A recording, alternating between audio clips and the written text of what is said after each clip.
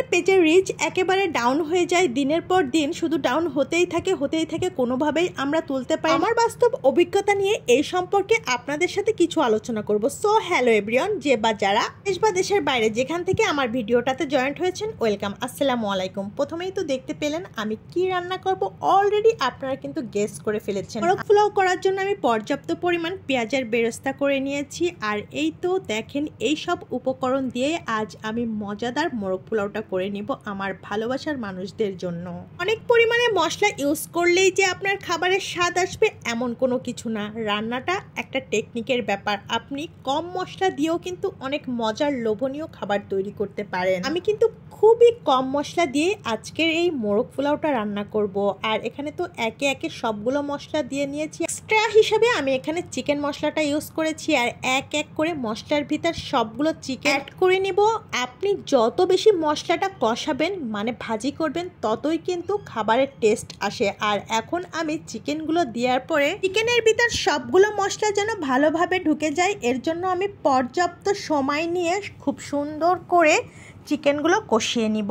আর চিকেনটা আপনি যত ভালো করে কষাবেন ততই কিন্তু আপনার মোরগ পোলাও টেস্টটা আসবে। আর এখানে তো আমি 1 প্যাকেট দুধ দিয়েই প্রথমে কষিয়ে নিচ্ছি। আপনার বাসায় যদি পাউডার মিল্কটা না থাকে, লিকুইড মিল্ক কিংবা টক দই যেটাই থাকবে সেটাই আপনি দিতে পারেন, কিংবা টক দই যেটাই দেন না কেন, এতে খাবারের টেস্টটা আরও বেড়ে যায়। আর এখানে টমেটোর একটু সসও অ্যাড করে নিলাম। এ পর্যায়ে আমি চালটা অ্যাড করে নিয়ে আবার কিছু চাল আর চিকেন অনেকক্ষণ ধরে কষিয়ে নিব যেন দুটোই পারফেক্ট হয়ে যায়। এ পর্যায়ে আমি আরও 1 প্যাকেট দুধ অ্যাড করে দিব যেন চালের সাথে খুব ভালোভাবে মিশে যায়। এই তো আমার সবগুলো মশলা অ্যাড করা শেষ, এখন শুধু কষানো, মানে সুন্দর করে চাল আর চিকেন মশলা সবগুলো যেন একসাথে মিশে যায়। কথা বলছিলাম, দিনের পর দিন আমাদের রিচ একেবারে তুলতে পারি না, যে কারণে তার প্রথম এবং প্রধান কারণ হলো আমরা ভিডিও ছাড়ার পর বারবার শুধু চেক করতে থাকি। ও ঘি আর কাঁচামরিচ, এই দুইটা দিতে কিন্তু ভুল করবেন না।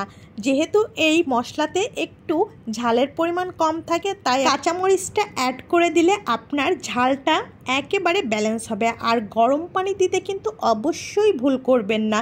কোনোভাবেই আপনি রেসপোর্ট যখন রান্না করবেন তখন নর্মাল পানি ইউজ করবেন না।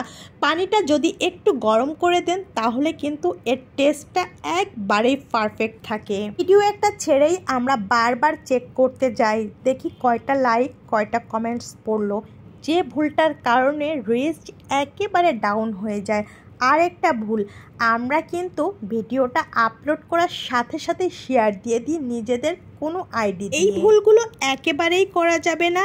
আপনি যদি শেয়ার দিতে চান তবে আপনার মিনিমাম 20 থেকে 30 মিনিট পরে যে কোনো আইডি দিয়ে শেয়ার দিবেন। কোনোভাবেই আপনার পেজ থেকে কিংবা আইডি থেকে শেয়ার দিতে যাবেন না। শেয়ারের ক্ষেত্রেও কিন্তু একটা লিমিটেশন আছে। আপনি অনেক বেশি শেয়ার কখনোই দিতে পারবেন না।